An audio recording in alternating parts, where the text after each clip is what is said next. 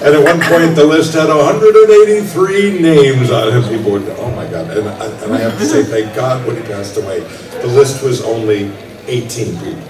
Because I had to deal with all this. And Joe, God bless him, was one of the 18 people. But 3 of the others were waitresses at the House of Pies.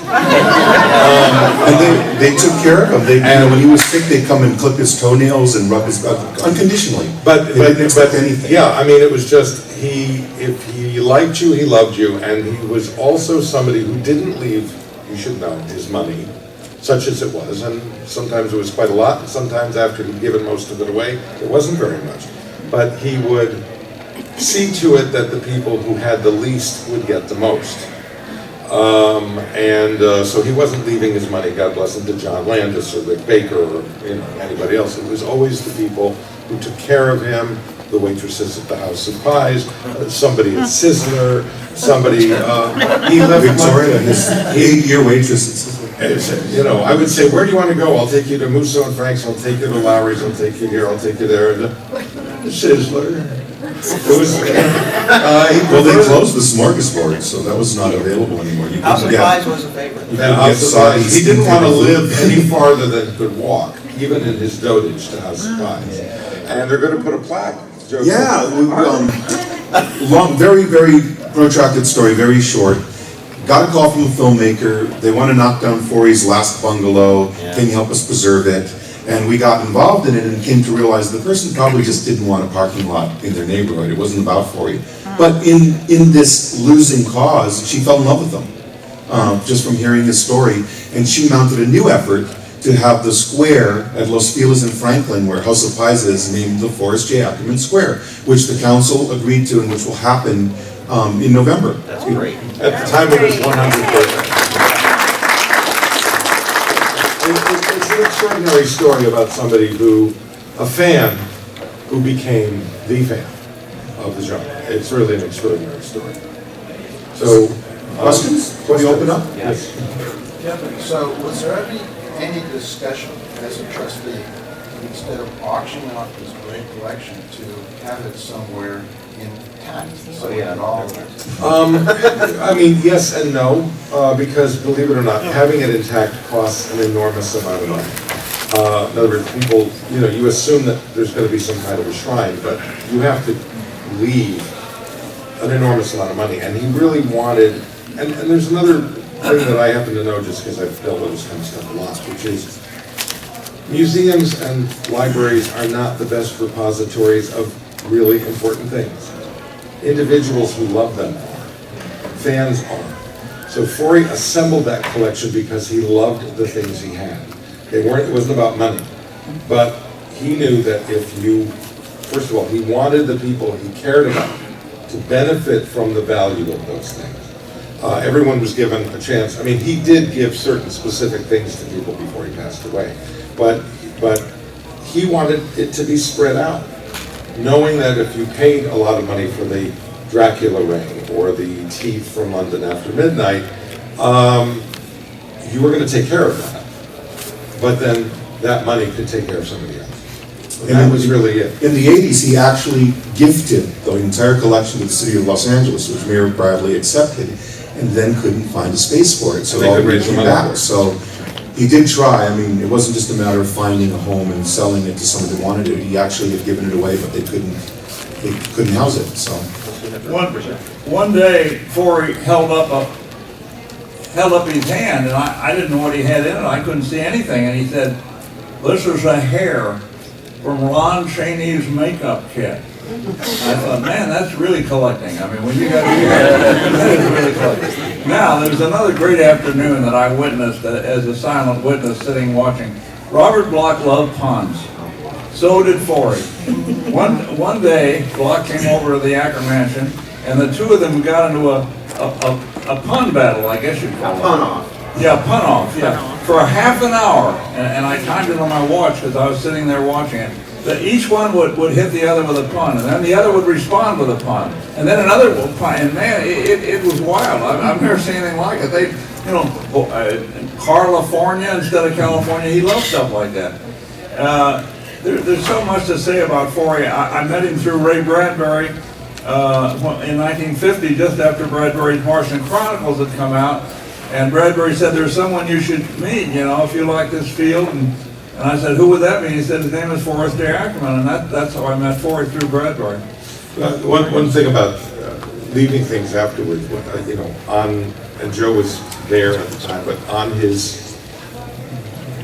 virtual deathbed, he honored me with something that I think had an enormous amount of significance to him, more so than the things from the genre, which is because he was very proud of his family ancestry, which is something that very few people know about. Well, first of all, his grandfather, his maternal grandfather, his mother's parents, his grandfather had been the architect for the Bradbury building in downtown Los Angeles, which was in Blade Runner. It was designed to be the building of the year 2000, built in 1900. And so he came by that futurism,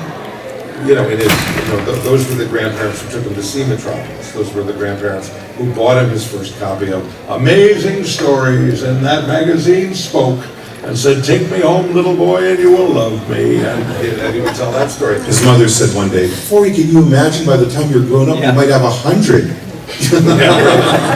So he left me, he had a chair in his living room, which he was very proud of, and it was a chair that Abraham Lincoln was photographed in by his great-great-grandfather, his mother's ancestor, whose name was Cridland, Thomas Cridland, who was the first daguerreotypist west of the Mississippi, taught daguerreotype by Samuel F.B. Morris. Thomas Cridland was an English immigrant who had come as a furniture maker and a frame. He would do picture frames, but he learned photography, the first form of photography, and in 1959 photographed Abraham Lincoln in this chair.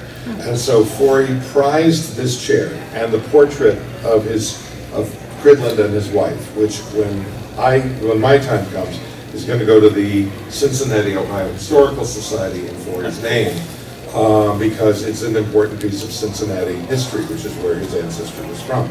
But there's a story related to the chair, which I'm sure Joe knows, which is, he used to tell the story about the Lincoln chair. Yes. That it was Brzezinski, his daughter. He was a big fan of this young artist named Brzezinski, and a lot of times the really great paintings in Forry's house were replaced when he would give them away by Brzezinski's, which were not quite as cool as the original paintings, ladies and gentlemen, but they were very enthusiastically Colorful. painted, very colorful. Anyway, but Brzezinski brought his daughter by, and Brzezinski's daughter was steeped in science fiction, fantasy, and horror, and knew who Boris Karloff was, and knew who Bela Lugosi was. She knew all the monsters. She was like 5 or 6 years old. So Forry then tells the story of the Lincoln chair, and he says, "And do you know who Abraham Lincoln is, little girl?" No. And then he pulls a penny out of his pocket, and he shows her the penny. He says, "Well, do you know who this is?" Vincent Price. So, I want to say one quick thing about what Bill was saying about not growing up, which I think Joe will appreciate this. We were interviewing Ray Harryhausen. Okay, he was over to the States. He lived in London, but he was over to the States doing a con or something, and we were at the hotel. It was near, I want to say it was near Burbank or something. And Ray's very stiff and very formal, sort of, and he's a really sweet guy. But I was telling him that I interviewed Ray Bradbury and Forry and all this, and he was, and I was a big fan of all three of them myself. And so I said, it's interesting. How do you feel about what Ray Bradbury said when he says that we never grew up? We're just giant kids. I'm never going to grow up. I'm like 12 years old. And Forry would say the same thing. Well, I'm an older man, but I believe in, so he would do all these things, talk about how he was a whimsical child, and Ray Harryhausen just kind of looked at me like, well, that's ridiculous. We're not retarded. And I said, I didn't say you were, and he says, are you saying that none of us are mature men? And I said, no. I said, this is what they said to me. And he says, well, I don't know about them, but I'm a grown man. And so he was like, he was not having any of that. You know, the last appearance together at Comic-Con was the most precious thing ever. The three of them were in wheelchairs, and I knew that it was a rude awakening for me because of all of them. Harryhausen was the youngest, and he was always tall, hale, and that for that show I had to help him on the stage. It was the first time ever. Gosh, it was been 10, 12 years ago. I think that's the first time I met them. Yeah. And it was, the audience sat and cried. These guys sit up there, told their stories, and dozed off. They took turns dozing off. And so Forry would talk, and you'd see Ray doze off. And say, what about you, Ray? What did you just say? Well, they heard the stories that we'd have to translate for each other. It was the sweetest thing, but it was also really, bittersweet. It was the signal that time was marching on, and that these treasures were not going to be with us forever. And it was just, I'm happy to say that they all, shared that boyhood friendship and camaraderie that they had from the very beginning right to the very end. Any other questions? Yes. Did he have any correspondence with Arthur C. Clarke? Oh, yeah. Okay. You He did, yeah. He did, not a lot, but they corresponded, and Arthur would send him handwritten letters, which was nice, and sometimes... some cons together, too? I think Rio? earlier they did. Yeah, Rio was a big one. And I think he'd always type his letters to Forry in red ink, so I always recognized them. So. Anyone else? Yeah. Did Ack-ives ever say that he would have done anything in his life different? The one regret he expressed to me was kind of made my heart sag a little bit, but I think that might have changed by the time he left us. He said, pal, I'll never understand why I haven't been taken seriously as a writer. So that was the one thing that he really, I think if he had, a magic wand, that's the one thing he would have liked to feel that he accomplished a little more in his life. But then I said, well, let's go sit down here and look at your IMDb and look at all the things. And we wrote his writers, as he had to scroll up, he said, okay, I'm satisfied. Because there's a lot that he'd done. He wrote songs songs too. He wrote songs. If you look him up in the Library of Congress, there's all these songs that are copywritten and Yeah. He played the piano. I never knew. I saw him do it once. We were at some camp in Texas. I don't know why we were there. It was a wedding or something. And he came into the cafeteria, and there was this piano painted like a cow with black and white spots. And we kept going, and he sat down, and we turned around, he was doing this little ragtime thing on the piano, totally performing. He was looking at us and just hamming it up, and I couldn't believe it. I'd never seen him do that. Then he reminded me that his grand piano in the house, he'd learned when he was a little kid, and he said, there's the bite marks. I hated it so much. You can still see my 4-year-old bite marks on the end of the Well, he piano. sang Sunny Girl to us, and it's in the documentary a little bit. He sang Sunny Girl, which is an Al Jolson song. But I wanted to say, too, along that line with his writing, he did do a lot of important things, like they translated a lot of Pierre Rodin, from the German. And his wife, who I want to mention her, too, Dane Ackerman, she's a fascinating woman in her own right. And I never got to meet her, unfortunately. She died as a result of a mugging in Rome. But she was very erudite and intelligent, and helped him a lot with the translations and this kind of thing. So they have a good legacy, I think, of literary aspect. he named her one day. Yes, right. Her name was Tilly Porges. Tilly. I think he named her, I did Morojo with him. He named all of his friends. Yeah. Our names just were not good enough for you. Mine was Joe Mo, so what are you going to do with that, huh? I'll call you Mighty Joe Mo. The reason Forry never made it as a writer is very obvious, and it's something he couldn't help. He couldn't help putting terrible puns in all of his work. And, you pick up something he wrote, and it'd be, the first page wouldn't be bad, and then it would come into a horrible pun. And suddenly the whole thing just disintegrated. Yeah, he told me one of the first times he realized that people, because when Forry embarked on his Pun Fest, everyone else embarked on a Groan Fest. And he was at a Sci-Fi meeting in the early days and was punning it up. And a group of them volunteered together, got together and put him in a closet and closed the door. And they said, Forry, we are not letting you out till you apologize. And so they waited about 10 minutes and came back and said, how are you feeling now? He said, open the door. And they said, this is hopeless, let him out. You know, his plaque where he's entombed at Forest Lawn in Glendale. You know, he had, you know, his wife, Wendy, when she passed away, there was a very elegant plaque that said, wife of Mr. Science Fiction. And he had just requested, you know, I mean, not a formal request, but he had assumed it would just be Mr. Science Fiction. And I couldn't do that. I couldn't let it just be that. It was not him. So with Joe's permission, because we had discussions about this, I said, it has to say Forrest J Ackerman. Sci-fi is my high, or was my high.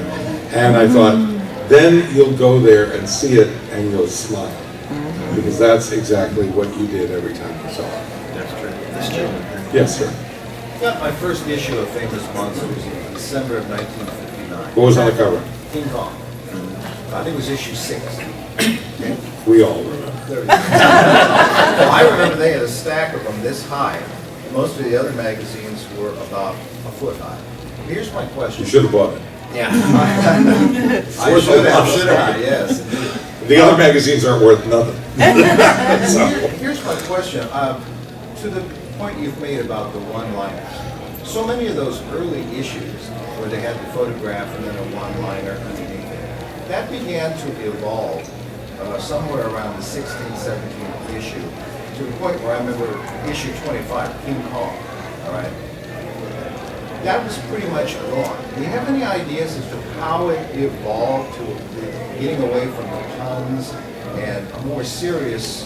Oh, I don't think it, I honestly don't remember it ever evolving away from the puns. I mean, it did sometimes, but that magazine was deliberately intended for 11-year-old boys. Jim Warren said to Forry, here's a picture of an 11-year-old boy, make him happy. And that was the mandate. It was not meant to be Cinefantastique or even Castle of Frankenstein. It wasn't meant to be for 18 and 25 and 30-year-olds. It was meant to be for kids. Well, they really wouldn't have happened without him. Right. And you know, James Warren gets a lot of credit for the first issue I had, the 1968 Fear book, was brought to me by my dad, who was an artist, to explain to me how innovative the layout was for this. And if you think about it, it was a very early kind of precursor to interactive, media today. Jim sort of wanted it to be graphically driven, and then he wanted that little tagline so that it would entertain you. But if you wanted to get in the meat of it, Forry wasn't, he took sci-fi fantasy horror very seriously as far as describing it and purveying it. So, you could read the Fear books and the stories, and they were pretty in-depth and pretty insightful. So there were a lot of different levels that you could look at. And for me, for example, I would first look through the Captain Company to see what I might buy. And then I'd go through and I'd look at the pictures, maybe read the captions, and then later I would pour over all the content. So Did anybody ever buy the monkey? The live monkey. Or the Venus flytrap? Or the X-ray specs? that I really wanted to buy all worked? that stuff, but I couldn't. You did? Or the sea monkeys, or the 1,000 Roman soldiers. how many actually received their order from Jim Warren? You did? There's the one guy. They also had the masks too. Oh, the yes. Don Post mask. Yes. Yeah, that was. I always looked at those and was like, God, I would love to have that, but it was like, totally done. It was $34. It was a fortune to a kid, and also I see you. I'll give you 1 second. This one thing that was interesting that I was going to comment about what you said is that when I was reading it, I came into it as I was born in 1970, so I came into it in the 80s. Okay, and then I went back and got into the history of it because by then it was Fangoria. Fangoria was coming on, and FM's layout and format changed quite a bit as a result because Fangoria was very successful for a while, and so was Starlog. And then there were a lot of things happening in the UK and Starburst. All produced by Forry fans, by the way. Right, that's right. And so what happens is Uncle Bob Martin and all this, and Fangoria, he was a big fan of Forry's. So as FM tailed off in the 80s, then it had a resurgence because people wanted to go back, because the 80s kind of harkened back to the 50s in a lot of ways, especially when Reagan became president.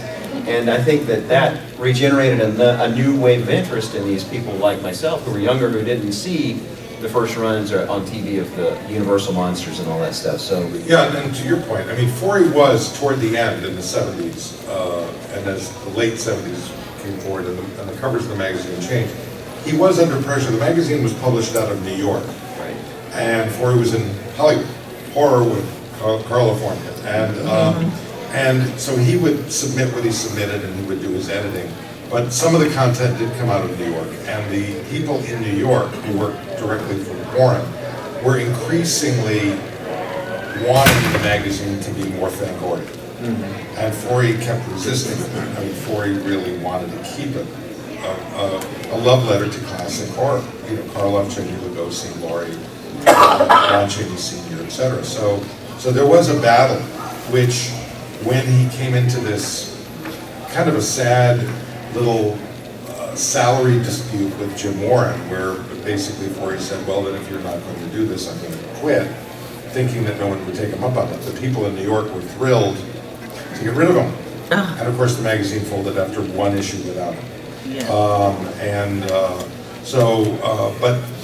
So that's why the puns really, I always felt that they remained, because I read it very much in the 60s, and you know, and then, Even Fangoria took the puns out, Yeah. you know, in the caption photographs. I think that but generally. there was a greater mix of serious and filmographies and things like I that. just want to say that I did get to see monkeys too. I lived in Eugene, Oregon when I was a child, third and fourth grade. TV was a lot different then. When I got home from school in the afternoon, they had Creature Feature on, and I grew up with Godzilla and all of it. I just bought a Rick Baker, the Werewolf in London T-shirt last night, and I looked over and I seen that big poster with him and the captain's chair with all those creatures around him, and I just thought to myself, in this day and age with the technology, how far we've come in filmmaking from you know, the original Godzilla to now is just unbelievable, and how neat it would be to see a movie about the mansion and all those creatures around him made it today.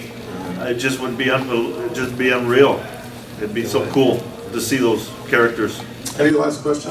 Before I forget, I want to mention one thing that nobody has talked about tonight, and that is that Forry called himself Mr. Cameo because he had cameo walk-in roles, sometimes with 1 or 2 lines of dialogue, in over 100 films. I think he said 107.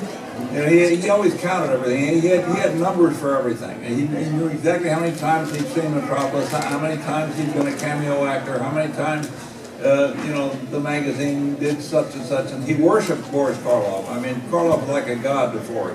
And one of the highlights of Forry's life was actually shaking Karloff's hand. He said, I shook the hand of the horror master. So he was an actor in a way. Kevin put him in some stuff. He did a great job. He played the funniest thing I did with him, which had nothing to do with the genre. I was doing this, you know, when I started out at Fox, 20th Century Fox, I did promotion and marketing, and they had the idea, which I thought was absolutely grotesque, of doing a fan club for Mr. Belvedere. And as part of an ad campaign, you could win a butler for a week.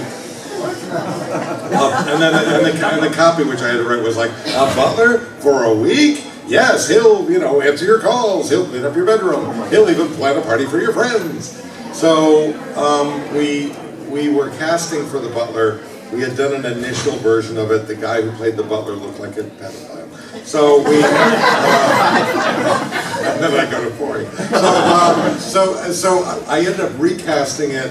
We got new kids, we got a new butler, and I said, Forry has to be the butler. And he was in heaven. I have the spots. Someday I'll share them. It's funny. Like, and it was like, you know, Yeah, I'm on a skateboard. yes, miss. And he was on a skateboard. Whoa! and it was all blue screen and hysterical. And but I thought it would be funny for people like us who might happen to see this thing to go, is he even in this? Because he was in everything. He was an equal opportunity supporter of everyone, whatever they were doing. Any last question? Yes, sir. This is a little off topic. Are you going to be here next year? We don't know. You know, we don't know. I mean, look, I have to tell you guys, because I've heard rumblings in the hall about it. We're sold, we couldn't get in this, we couldn't get in that. I mean, we did not know. You don't know. This was the first Ancient Aliens. In fact, that's why it's not called Ancient Alien. You know, I produced the television show. It's been on for 9 years and counting. We're going into our 117th episode. I take the show very seriously. I love the show, and I absolutely love the people who love the show. Mr. Reed Von Dam? Yeah, no, I mean, and that's what inspired us. And Eric is a contributor to the show, and he's very proud of the show. But but I had wanted to do a book for a long time. We finally did a book. I wanted to do a convention for a long time because I just had a feeling, because I'm a geek, and I said there should be. I don't know that anyone does this at a convention meeting. I don't know that there's anything that's focused on this. And in fairness, and you know, and Phil, God bless him. I mean, you know, he risked a lot of his own money, and he picked a venue without a lot of time. We all thought it was going to be 5,000-6,000 people, maybe, and that maybe 1,000 of them might come for Ancient Aliens. We did not know. So you know, so if rooms are small, it's because the hotel wouldn't give us a bigger one. And if you go, well, I couldn't get into such and such a cinema, it was like, we're happy anybody came. Yeah. I mean, and we're sorry if some people cannot get to see everything they wanted to see, but we're trying to make ourselves as accessible as possible. In fact, right before this meeting, and Phil was going to be up here representing his relationship before he Famous Lobsters, he told me that he's struggling now to move the Ancient Aliens symposiums or seminars to this court outdoors, which even though it's going to be outdoors, it'll be able to accommodate quite a number of people because there just isn't any room in the hotel for it. So yeah, I heard you guys were working on that as we speak. So God bless you guys for your patience. I mean, I've told people, I mentioned to a group last night that this is the first one. It's the dress rehearsal. You know, I'm sorry that you guys are kind of guinea pigs, but some of it is like, okay, we won't do this again, we would do this again, will we come here again? Well, Joe, you worked on Mad Monster Party. Did you have similar growing pains? Yeah, I mean, it always happens. You hope. You know. Yeah, Comic-Con started with like a pup tent. Yep. I know. You know, a Dixie cup and 2 strings. I mean, we honestly thought that, you know, that this was going to be very small, and you don't know when you throw a party if people are going to come in. And so this is. I think that, well, what they did is also, Phil, we didn't expect that the network was going to run ads on TV. And Phil couldn't tell how many of the people that were calling because of that or because of somebody else booked to come. So it was a combination of different things, I think, and events started selling out, which is why Phil kept building to events, because it's like Breakfast with Giorgio sold out. So it was like, okay, we'll do George Norrie. I mean, it was like, even the thing tonight, which is like this dinner where we're screening an episode, it sold out. We didn't know it was going to sell out. So Phil doubled it in size to try to accommodate more people. Pardon me? And it's off-site now. Yeah, because there was no place here to do it. It's a good problem to have in the sense that, you know, if you guys have a good time, and I'm hoping you are, we'll do another one. Will we come back here? Hopefully. But I know there's talk of one in Las Vegas, one in Texas, one in Washington, D.C. Look, Giorgio just came back from one that the History Channel was involved with in the Philippines, and it was twice as many people. This show, I have a friend I went to film school with who's from India. He lives in India. And he called me a couple of years ago because I've been working with him, like when we shoot in India, he helps us book on crews. And he said, Mr. Burns, you're finally getting smart. He said, you know, I've been trying to tell you about this alien thing for years. He said, and you dismissed it. He said, for you, this is fantasy. He said, for us, this is history. And in India, this show, they thanked the History Channel for producing it. They said, for once you produced a show that's for our audience. Because in India, this is fact. This is not speculation. And it's a huge English-speaking market. But it's popular, we're finding all over the world, Japan and Europe and everything. I mean, who knew? Who knew? So we're very proud of the show, and we take it very seriously, and we take you guys very seriously, but when you book a panel, you know, I've been to some things where it's like crickets. Mm-hmm. You know, you don't know that you need a room with 500 people. I mean, you're lucky. You know, hello, are you the caterer? I mean, you know, I've been on panels where the panels outnumber the audience. It's always difficult. so we're trying to make you guys happy. And you know, I wanted to say that it was pretty obvious yesterday that this was just a little bit of a clustercluck. But we can forgive it because this is history making, and it's, you know, it's great, and I think all these things will get ironed out in the next. And we're all accessible. I mean, if you don't, no offense, if you don't want to wait 6 hours online for Giorgio's autograph, trust me, it's not that interesting. You know, I mean, no, but I mean, It's just an X. There are other things you can do, you know, like, or, you know, I mean. we'll have it down to 4 hours. You know, but you know, we're all really trying to make ourselves really accessible. I was citing, look, nobody knows me. I mean, nobody cares. But people waiting in line for some absurd amount of time for my autograph, it's like, who cares? I mean, really. But what Kevin says is true. You know, we're all nerds among our best possible nerds, and I know Kevin listens, and I know that he's, you know, that things are changing within this show today to improve the experience for everybody. And I bet you that you'll all have a big hand in determining how a next one goes. And also, I want to bring it back to Forry because, you know, thank goodness that Kevin has an interest in all of this. Who knows if we'd all be sitting here together if it wasn't for the influence Forry had on him. Well, and not to jump in, but you know, you're saying exactly the right thing. Look, if I had met Forry Ackerman that first day, walking down the steps to Kong's Skull Island, and he was a rat, or a creep, or a mean bastard, I wouldn't probably be here right now. You know, it's almost like, Turns out he's one of the nicest people. yeah, you better be careful who that department store Santa Claus is. Because that can screw somebody up for the rest of their life. I mean, no, but the point is that, you know, look, one of the big things that shaped my life was when I was a little kid, and I used to draw all the time, and I loved drawing. My favorite show, because of Famous Monsters, because of Aurora Model Kids, was The Munsters. And I found out, I read somewhere where Fred Gwynne used to be an artist and an illustrator, and my mother said, why don't you send your drawings to Fred Gwynne? Well, I had never sent anything to anything other than the Huckleberry Hound fan club.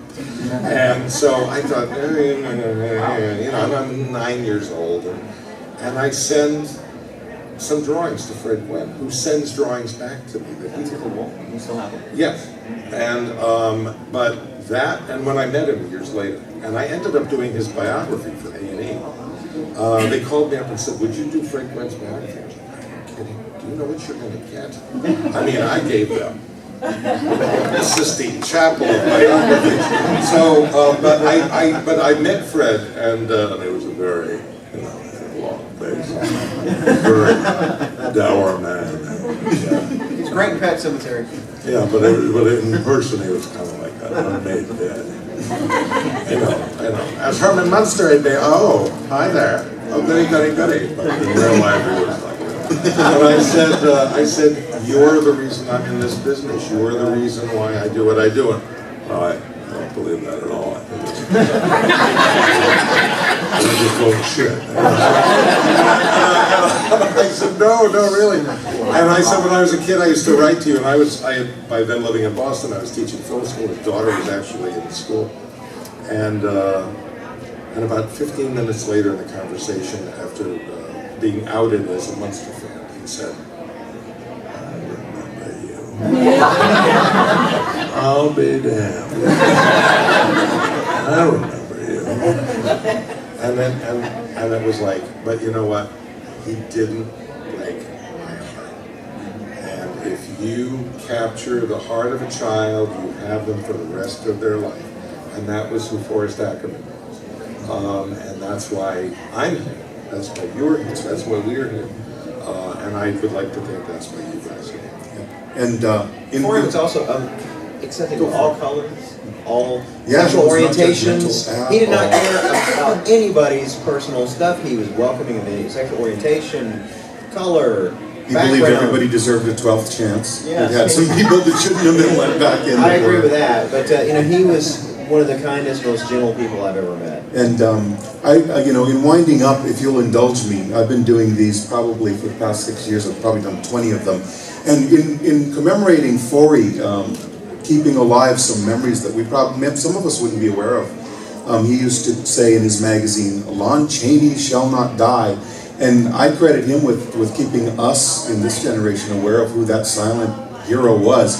So at the end of all of our conventions, I like to count to 3, and I like for all of us to holler that Forrest J Ackerman shall not die. And I hope that all of you will carry his spirit forward, and I hope that we'll all be in a room together again real soon to share some stories. But on 3, let's do it. 1, 2, 3. Forrest J Ackerman shall not die.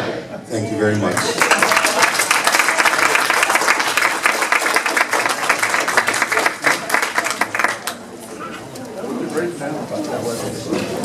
Jason.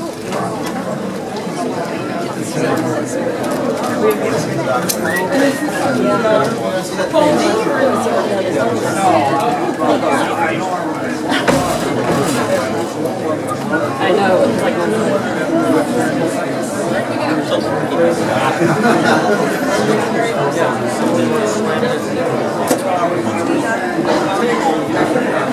So I want to go up to the room real quick.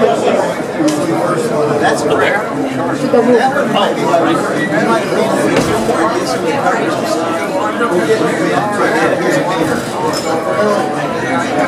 Joe might know. If you show him, he might know.